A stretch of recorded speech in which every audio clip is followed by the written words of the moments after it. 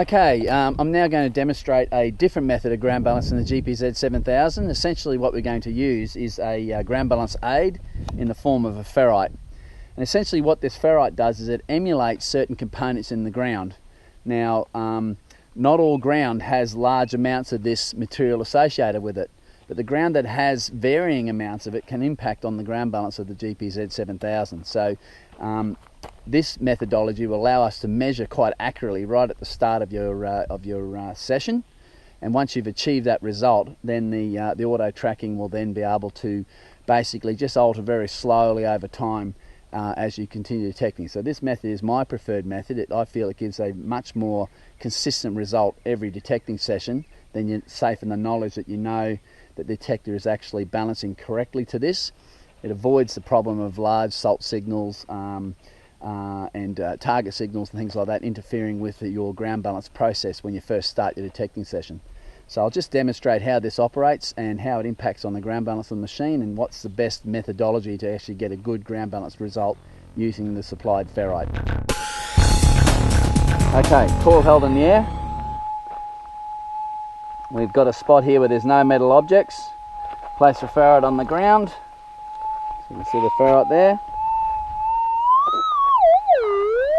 Get yourself comfortable. You can hear the detector's clearly out of ground balance because we've just done a full reset.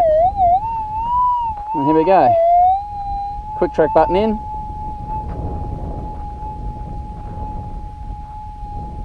See how I'm doing these big lazy loops in over the top of the ferrite? The idea is to expose the coil to plenty of ground in the location, and the ferrite as well. So what essentially the ferrite's doing, it's mimicking components that are in the soil in varying degrees. So it gives the detector a good hard look at what the ferrite signal is, and then it'll combine that with the localized ground balance signal. And that's how you end up with really good data. That's long enough.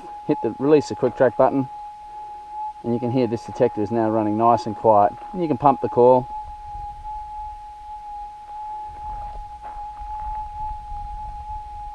So now we'll do it on general. Now once again, remember, when you do this process, once you release that quick track button, keep off the quick track button for the next 15 to 20 minutes as you walk around detecting, to give the ground balance a good chance to get happy for the local area. Once again, you can hear it's making a little noise on the ferrite, so the ground balance is out. Quick track button held in. Here we go. Nice lazy loop. This happens quite quickly, but you want to do it for 10 to 12 seconds to still. And all you're doing realistically is just letting the detector measure the local ground. There we go, we're pretty done now. So release the quick track button.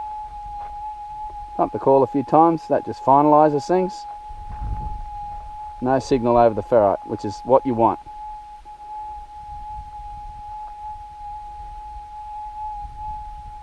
And now if you want to, you can go back to your high yield. Now you can do that for every gold mode you want and every ground type you want. And see how it's remembered. And that will then continue to refine itself over time.